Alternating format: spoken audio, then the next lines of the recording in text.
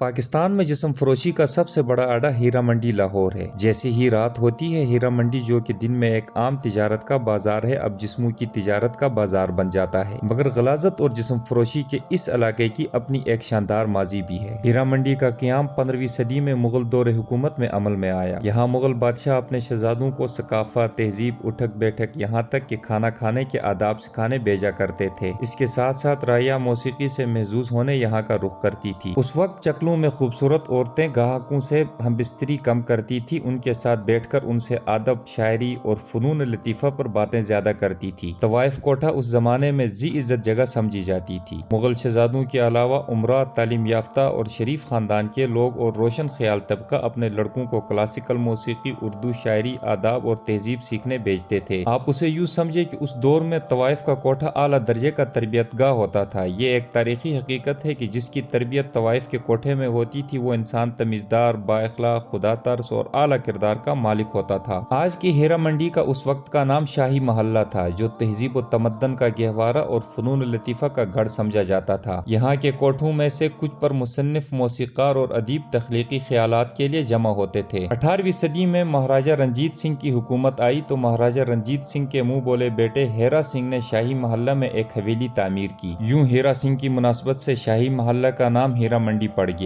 برطانوی راج میں فوجیوں کی تفریح کے لیے انارکلی میں کوٹھے تعمیر کیے گئے، جنہیں بعد میں ہیرا منڈی منتقل کیا گیا۔ یوں موسیقی کی ثقافت عصمت فروشی میں تبدیل ہو گئی۔ دوستو، ہیرا منڈی میں گانا بجانے والے کمرے کو کوٹھا کہا جاتا ہے، جسے چلانے والی نائکا کہلاتی ہے۔ ہیرا منڈی میں پیسے والے گاہک کو تماشبین، پولیس یا سرکاری آفیسر کے گاہک کو نکے لوگ، ناچ گانے کو مجرا، سیکس کو دھندا، کوٹھی خانے کے رنڈیوں کو نگ، مال، دانا یا پٹولا کہا جاتا ہے۔ چل پھر کر گاہک تلاش کرنے والی کو گشتی اور شاہ خرچ گاہک کو لاڑا اور کنجوس گاہک کو لینچ کہا جاتا ہے۔ لاڑے کی کوٹھے پر آمد پر نائکا اسے ساتھ سلام کرتی ہے، جبکہ لینچ کی آمد پر بیٹھے بیٹھے سلام کا جواب دیتی ہے۔ نشہ، جوا اور بدماشی جس دلے میں یہ تین عیب نہ ہوتے، اسے عزت دار کہا جاتا ہے کہ ایسا دلہ گاہک کے پیچھے نہیں جاتا ہے بلکہ گاہک خود عزت دار کے پیچھے آتا ہے۔ ہیرا منڈی میں کنجروں کی لڑکی اور میراثی کے لڑکے کی عزت ہوتی ہے، کیونکہ یہ دونوں کمائی کا ذریعہ ہوتے ہیں۔ کوٹھے کی پہچان بیٹا نہیں بلکہ بیٹی ہوتی ہے۔ قصبی گویے خان صاحب اور عطائی گویے کو ماسٹر کہا جاتا ہے۔ جس کنجر کے گھر لڑکے پیدا ہوتے رہتے ہیں، وہ ساہن کو بلاتے ہیں۔ ایسے ہی ایک ساہن جو حکیم اللہ دتا قصوری کے دکان پر بیٹھا رہتا تھا، یہ ساہن جس کنجر کے گھر رات گزار دیتا، وہاں لڑکوں کی پیدائش بند ہو جاتی تھی۔ جو تماشبین اجڑ کر ہیرا منڈی میں مارے مارے پھرتے ہیں، انہیں بھونڈ کہا جاتا۔ آج بھی لڑکیوں کو تنگ کرنے کو بھونڈی کرنا کہتے ہیں۔ جب ہیرا منڈی میں وزراء اور امراء فنون لطیفہ کے دلدادے آتے تھے، تب یہاں بسنے والے یہ خاندان بڑے مہذب اور با اخلاق ہوتے تھے۔ ہیرا منڈی میں استاد بڑے غلام علی خان کے دو چھوٹے بھائی استاد مبارک علی خان، استاد برکت علی خان کی بیٹھک ہوا کرتی تھی۔ تالپوری شہزادہ میر علی نواز، جو بعد میں ریاست خیرپور کے سربراہ بنے، نے بھی ہیرا منڈی کے بالی سے شادی کی تھی اور مرتے دم تک ان سے نبھائی تھی۔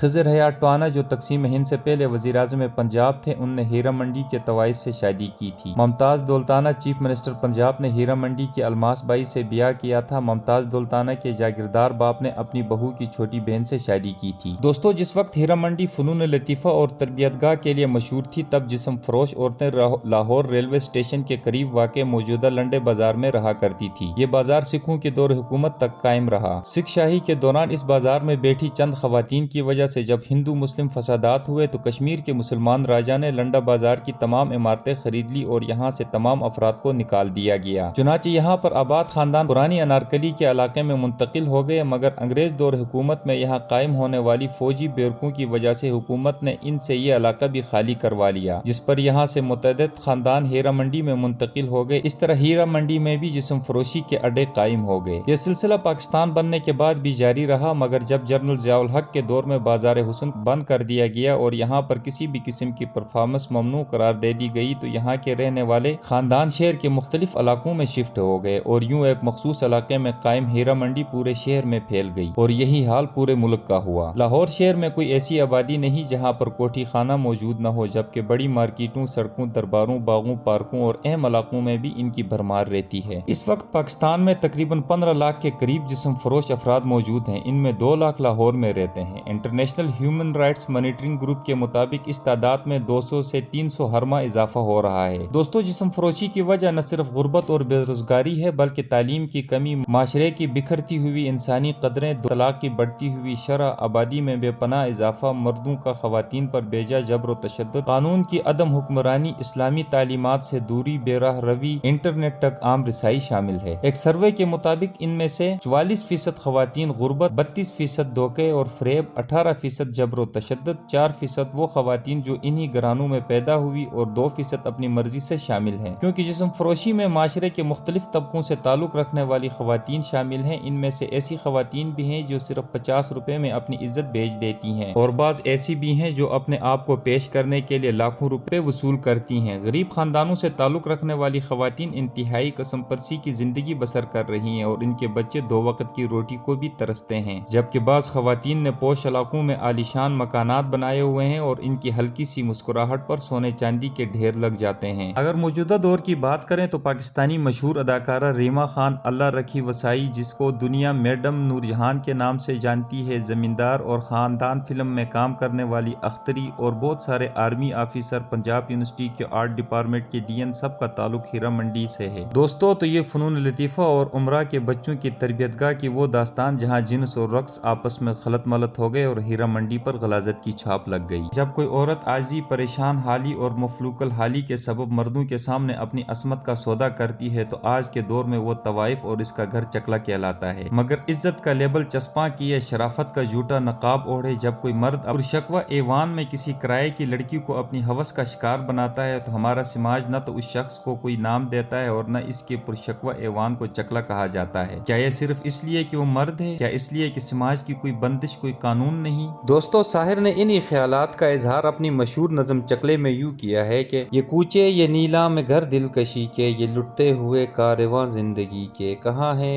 ہیں محافظ خودی کے، ثنا خان تقدیس مشرق کہاں ہیں؟ یہ پرپیچ گلیاں، یہ بے خواب بازار، یہ گمنام راہی، یہ سکوں کی جھنکار، یہ عصمت کے سودے، یہ سودوں پہ تکرار، ثنا خان تقدیس مشرق کہاں ہیں؟ تعفن سے پرنیم روشن یہ گلیاں، یہ مسلی ہوئی ادکھلی زرد کلیاں، یہ بکتی ہوئی کھوکھلی رنگ رلیاں، ثنا خان تقدیس مشرق کہاں ہے؟ یہ گونجے ہوئے قہقہے راستوں پر، یہ چاروں طرف بھیڑ سی کھڑکیوں پر، یہ آواز کھنچتے ہوئے آنچلوں پر، ثنا خان تقدیس مشرق کہاں ہے؟ یہ بھوکی نگاہیں حسینوں کی جانب، یہ بڑھتے ہوئے ہاتھ سینوں کی جانب، لپکتے ہوئے پاؤں زینوں کی جانب، ثنا خان تقدیس مشرق کہاں ہے؟ بلاؤ خدایان دین کو بلاؤ، یہ کوچے یہ گلیاں یہ منظر دکھاؤ، ثنا خان تقدیس مشرق کو لاؤ، ثنا خان تقدیس مشرق کہاں ہے؟ دوستو، یہ ویڈیو اگر آپ کو پسند آئی ہے اور ایسی ہی تاریخی اور معلوماتی ویڈیوز آپ آگے دیکھنا چاہتے ہیں تو چینل کو سبسکرائب کریں